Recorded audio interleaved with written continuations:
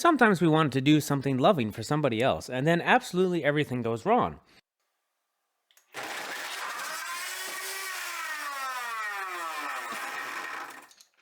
But we can all learn from mistakes, so how about we do that? Okay, let's get into it. So, my dear marvelous muffins, today we will be making a coffee table for my mom, because I love my mom. I know, crazy idea. Anyway, so the first thing I did is I cut out the basic shape, which is a kind of lawn oval thing, and then I made a jig so that I could cut the table in half, essentially, so I can make a happy little flowy inlay into the table. Using one rough jig, I cut out a more refined jig and then used that more refined jig in order to cut the table in half so that I could do the whole inlay work. This is where all of the trouble began. Basically, I had different router bits, of course, of different lengths, and so I would go over it once, twice, and then a third time with different lengths of router bit. And so, in that process, the shorter router bit, it moved differently compared to where the longer ones were, plus the longer ones all caused tear-outs. So this means that there is a difference in the cut between the beginning and the end of the whole process. So I didn't have a whole lot I could do about that. The wood isn't really replaceable. It's, again, from my grandfather. And in this case, I just tried to sand it all out to make it smooth.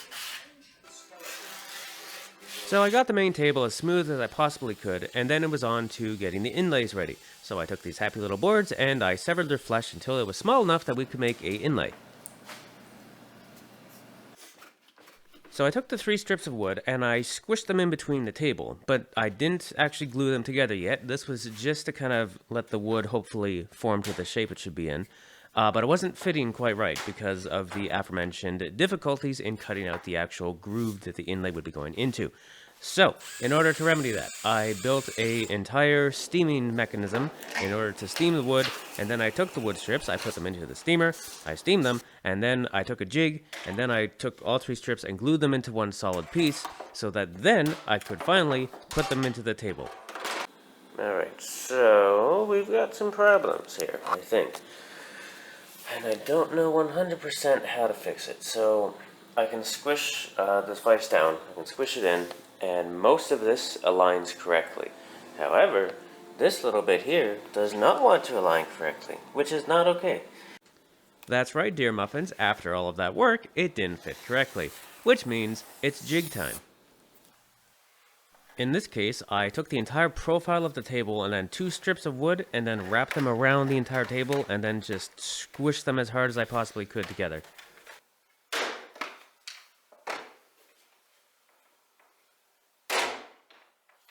I needed to smooth off the top, so I used this adorable little planer.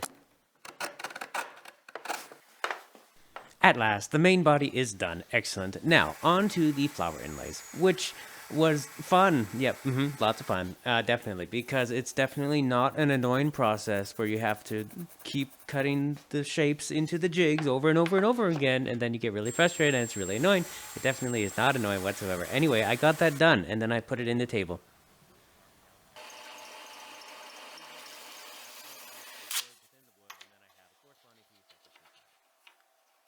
Now, I don't know if I've mentioned this, but I don't like working with veneer because it's really easy to sand it through.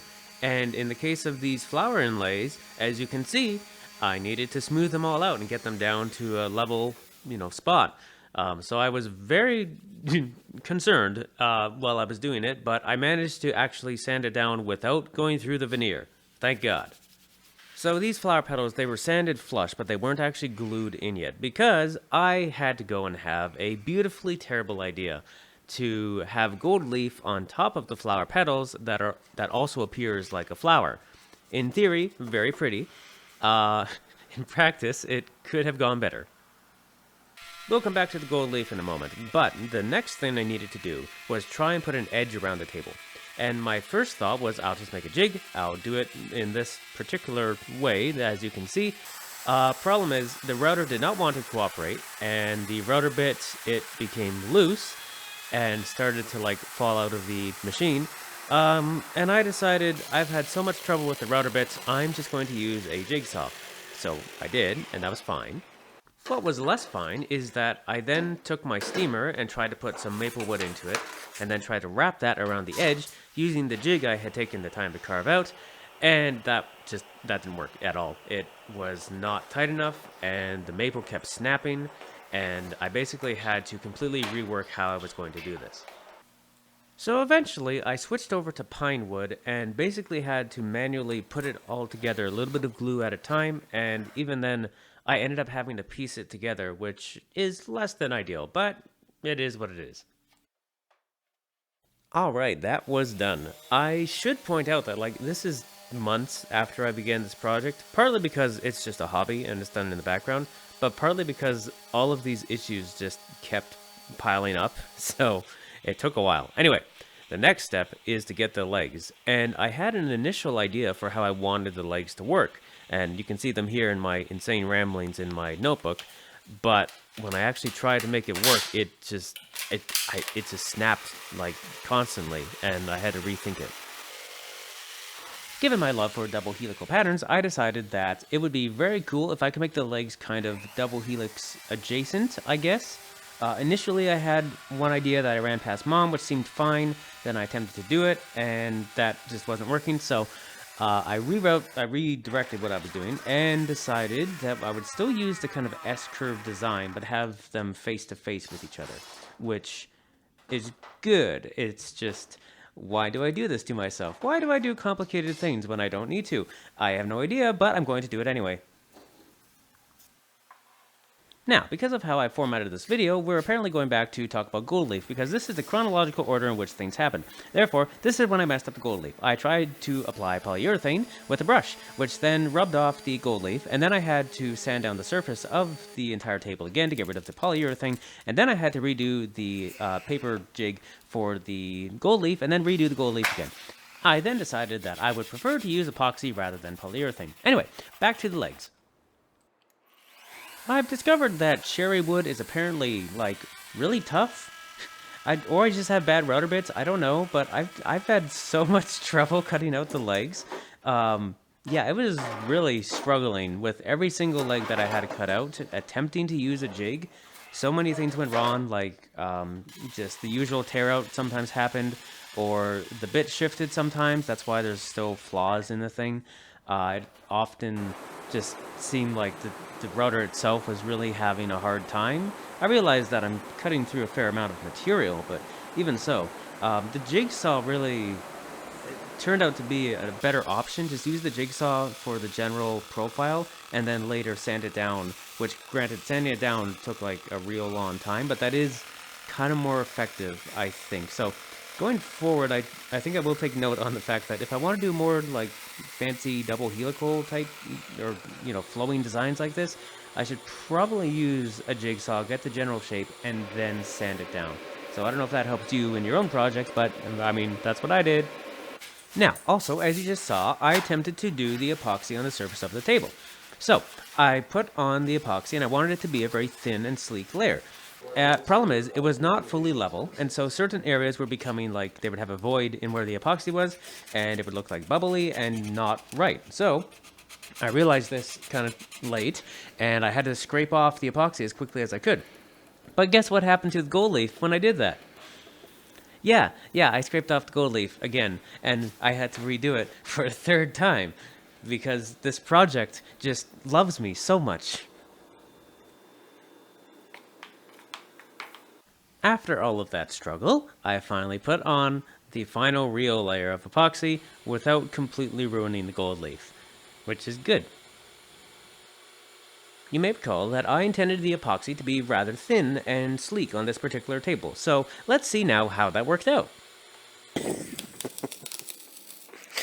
That is a chunker.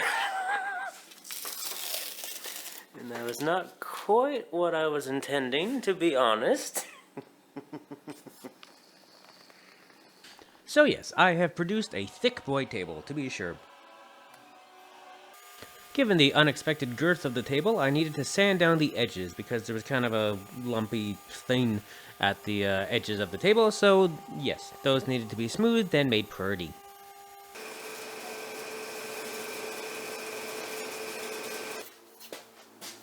I lack a bandsaw, and therefore I use my Japanese precision saw in order to cut all four of the legs at once to try and get them straight, which wasn't entirely straight, but it was close enough.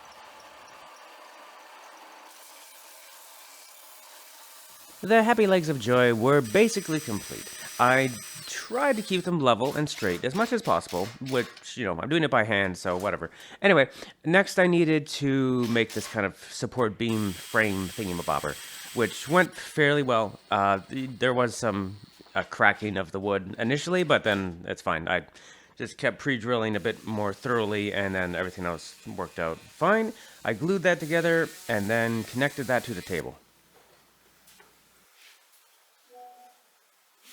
I use wood glue to secure the legs to the main table, which will probably horrify any real woodworkers, but it works, and therefore I'm using it. And only one more step, I put on a layer of polyurethane, which I definitely did not have to sand off and redo a final time. Yep, that didn't happen. Okay, we can go on to the happy little montage now. Goodbye!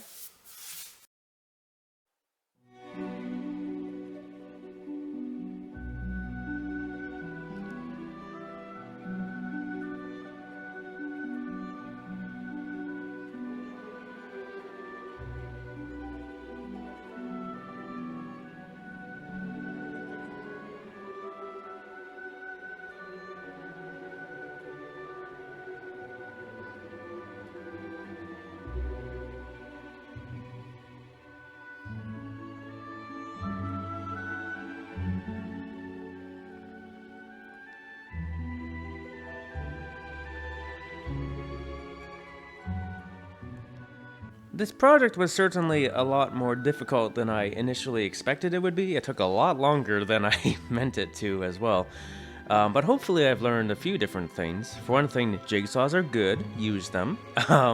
Sanders are also good, also use them. But also, I prefer to work with solid wood over veneer. It's just quite a bit more difficult to deal with veneer than it is to deal with like a real solid piece of wood. So definitely going forward, I'm going to attempt to prioritize working with like solid pieces of wood, definitely. And also, I really need to figure out the router problem because I feel like maybe there's an issue with my router specifically. Maybe I'm just using the bits incorrectly, but this particular project, most of the problems that I had that had long-term consequences were caused by the router in some capacity, so definitely need to work on that. Anyway, next project is hopefully my forge. We'll see. I guess we'll find out in the future. Okay, thank you for watching. Oh, also I have an Instagram that you can look at and enjoy. It is very strange. Okay, bye.